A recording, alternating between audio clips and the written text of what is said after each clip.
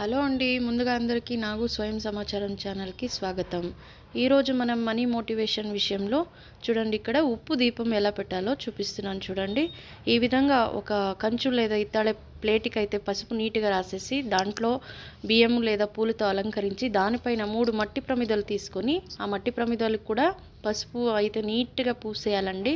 Gap లేకుండా పసుపు పూసేసి కుంకుమ బట్టలతో అలంకరించి ఒక ప్రమిదలో అయితే కొన్ని అక్షంతలు వేసి మళ్ళీ దాని కింద ఉన్న ప్రమిదలు అయితే ఉప్పు 3 పిడికలు అయినా పట్టాలండి. అంత పెద్ద ప్రమిదలు తీసుకోవాలి.